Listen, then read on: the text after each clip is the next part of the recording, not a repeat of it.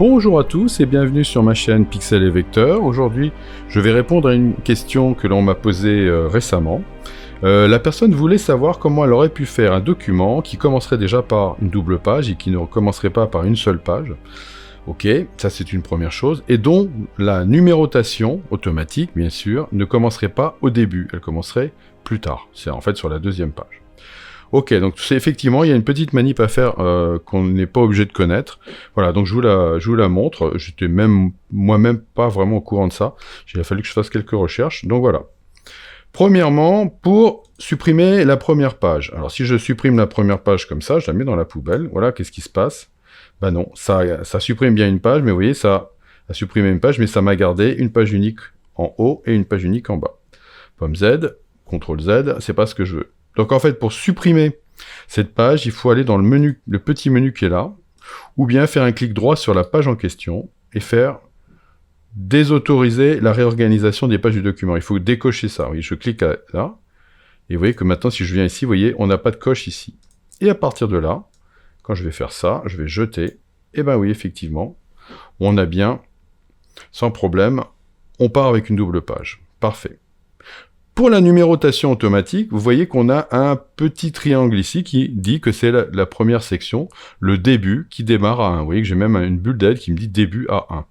L'idée, en fait, qu'il va falloir faire, c'est de dire qu'on aimerait bien avoir le triangle ici, pour débuter ici, et puis là, il va falloir enlever donc les numérotations sur ces deux pages-là. Alors déjà, pour voir les pages, les numéros, on va double-cliquer sur le gabarit. Je double-clique sur mon gabarit. Vous allez voir que tout à fait en bas, on voit A gabarit. C'est pas vraiment évident de savoir. Vous allez savoir que vous êtes sur le gabarit quand vous allez tirer un bloc texte. Et là, vous allez voir que votre bloc texte va être, vous voyez, avec des petits pointillés, mais non pas avec un filet simple. Et là, je vais aller dans texte, insérer un caractère spécial, marque, numéro de page active, avec un raccourci qui paraît très compliqué, mais en fait, on part sur N pour nouveau document, nouveau quoi, et on lui dit pomme, Alt, majuscule, c'est-à-dire les 3 touches de modification habituelles, voilà, qui vous permettra d'avoir donc un numéro, une nouvelle numérotation. Oui, donc c'est assez facile à retenir en fait. Je clique là-dessus, et j'ai mon petit A qui apparaît. Parfait. Ce que je vais faire, c'est que je vais tirer mon bloc jusqu'à la marge ici, et tirer mon bloc jusqu'à la marge là, et je vais lui dire que je voudrais centrer, donc je me remets avec l'outil texte, et je vais centrer, comme ça vous voyez que je vais avoir mon A qui va être pile au centre de mon document, je vais descendre un petit peu mon bloc, voilà, parfait, et après je vais faire Alt, clic, glisser, pour avoir un deuxième bloc dupliqué ici. Parfait, donc maintenant si je viens sur double-cliquer sur la page 1-2, on voit bien qu'on a une numérotation 1-2. Si je vais voir sur la page 15-16, j'ai bien 15-16. Parfait. Donc l'idée de base, je reviens sur ma première page, ici, vous voyez, il n'y a pas de problème, on est bien sur la première page. L'idée de base, c'est de se dire qu'il faudrait donc mettre une section ici. Pour mettre une section ici, même chose, soit je vais dans le petit menu ici et je fais option de numérotation et de section, soit je viens cliquer sur la page où je veux mettre ma section, je fais un clic droit, et là je fais option de numérotation et de section.